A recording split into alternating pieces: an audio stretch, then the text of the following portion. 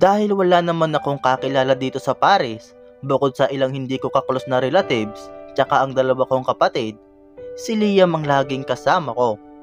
Nandito siya para mag-aral din sa Paris. Yun nga lang sa isang music school.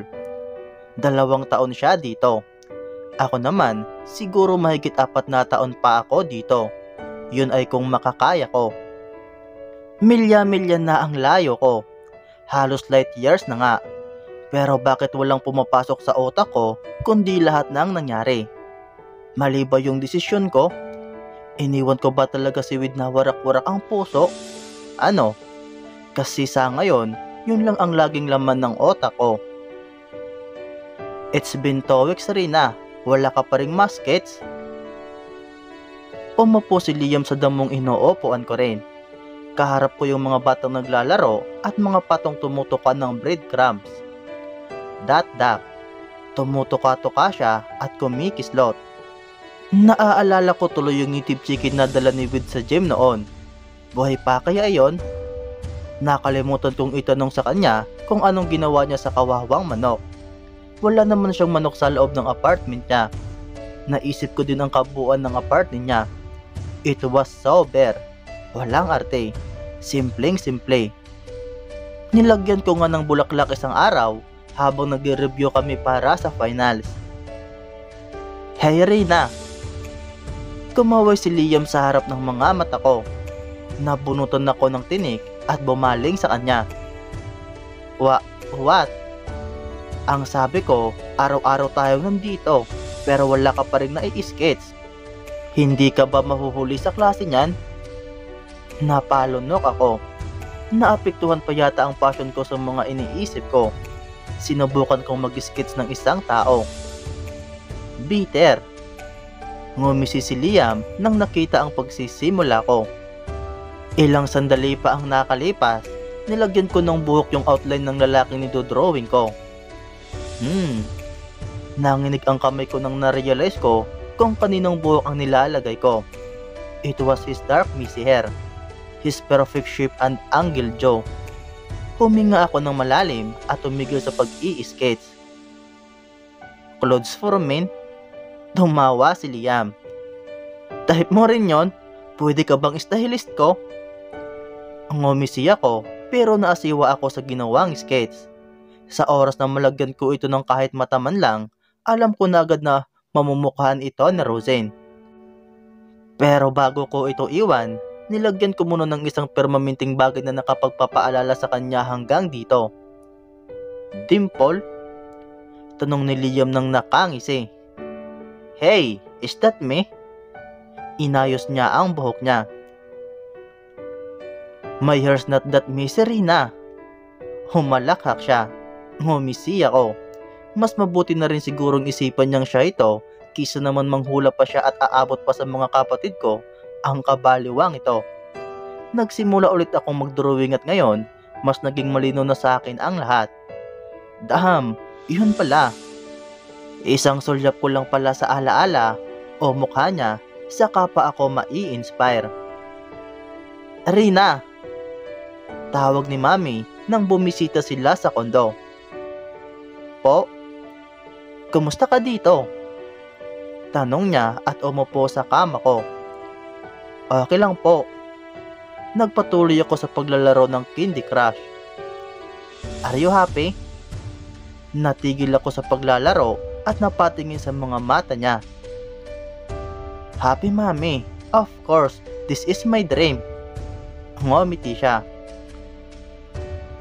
Nagkakasundo ba kayo ni Liam? Nag-iba ang tunog ng boses niya sa tanong na ito. Umayos ako sa pag-upo. Mula nung high school, palagi na kaming pinagbabanding ni Liam ng mga magulang namin. Nung nag-college ako, hindi ko na masyadong nakita. Narinig ko na lang noong sem break bago ako pumunta dito na nag-aral pala siya ng music dito. Oo naman, Mami. Bakit? Tinapik niya ang ulo ko. That's good. He's good for you. Ngumisi siya at kumindat. Lagi niyang sinasabi yan. Hindi man sa pinagkakasundo kami ng mga magulang namin, hindi naman magkasosyo ang mga magulang namin sa negosyo o ano pa man dyan, pero dati na silang magkakilala. He's a good boy, alam mo naman yun, di ba? High school pa kayo magkakilala, pero hindi ko talaga maintindihan kung bakit hindi pa rin kayo close kahit na mabuti naman siya. Napatunga nga ako sa mga mata ni Mami. Anyway, sige, bahala kayong mga bata. I'll just check on your daddy and your brother. Okay? Tumayo siya at marahang binuksan ang pinto na para bang may natutulog, kaya kailangang mag-ingat at bawal mag-ingay. He's a good boy. Yes, Liam is. Pero bakit mas madali akong napalapit kay Widribas kahit masyado siyang masungit sa akin noong una? Iyon ang naging trigger ng mga alaala kong bumabaha na naman sa ngayon. Palaging ganito. Kahit malayo ako, may mga bagay na nakapagpapaalala sa akin sa kanya. Kahit ano. Mga Bibi, Dimple, Musika, si Liam. Kring! Nagkibit palikat ako nang nakitang galing Pilipinas ang tawag at si Corinne iyon. Anong problema ng lukarit na ito at bakit seryosong napatawag? I mean, hindi ba siya makapaghintay sa Viber? Hello? Nagising ang diwa ko nang narinig siyang humahagulgol. Oh, what happened? Napatayo ako sa kinauupuan kong kama. Napangisi ako at pinaglaruan ang buhok ko. She's right there. Nasa kabilang linya siya at pareho sila ng lupang tinatapakan ni Wade. Damn, what's wrong with me? Ano, isang linggo pa lang sinuwar yan. May paiyak-iyak ka na. Las, like what the freaking Rina? Inilayo ko ang cellphone ko sa sigaw niya. Halos madurog ang eardrums ko. What is your problem? Pwedeng pakinaan ng boses? Nilalakasan ko para marinig mo ako. Ang layo mo kasi. Umiiyak pa rin siya. Yung tipong akala ko nagbebero siya, pero natural yung iyak niya. Walang halong pilit. Yung nararamdaman kong pinipigilan niya, pero kusa siyang napapahikbi. You know what, Rina? Promise, pag umuwi ka dito at hindi pa natapos ang isyong ito, sasabunutan talaga kita. Galit ang tono ng boses niya. Corinne, anong problema? Dinalaw ako ng kaba at napaupo ulit sa kama. Noah's band is disbanding. Liche, Widribas left the band. Natigilan ako at pinarosiso ang sinabi ni Corinne. What? Why? Don't ask me why. Hindi bakit pa. Dahil sa'yo. He's trying to prove you and your brother's wrong.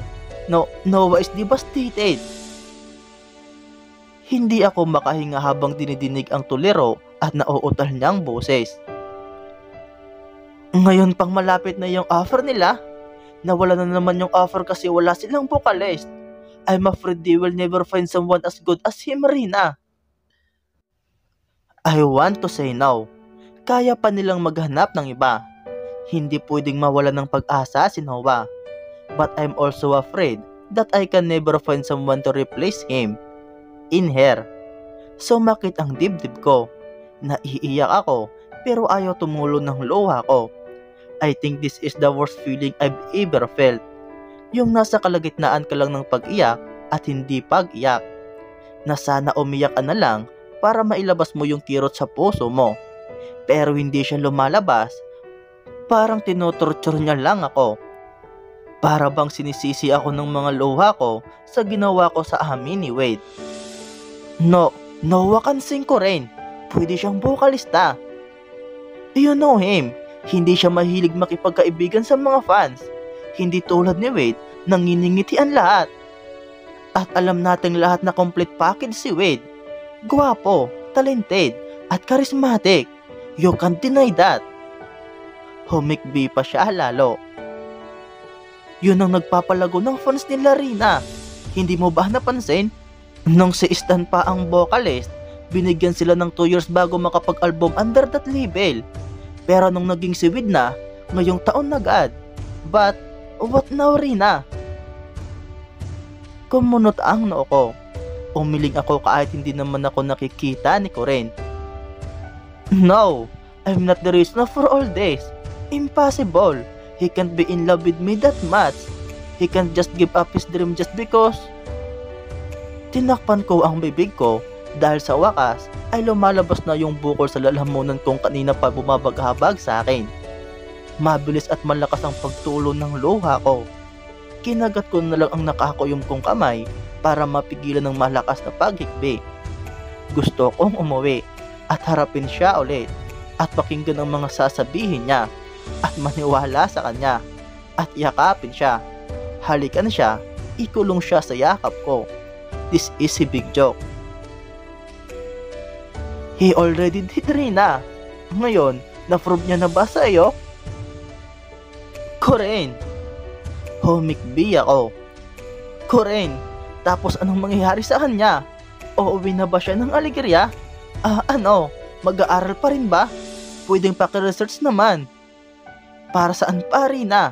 Di ba sinabi mo namang kunwari lang ang lahat? You didn't love him anyway. Di ba? God, Rina, kung bibigay ka rin naman pala, make sure na hindi pa huli ang lahat. Kasi ngayon, I think it's all too late. Sumakit ulit ang dibdib ko. Nagkamali talaga ako. Sobrang pagkakamali. Sobra. Hindi ko kayang balikan lahat ng sinabi ko sa araw na iyon. Gusto kong pagsasampalin ng sarili ko.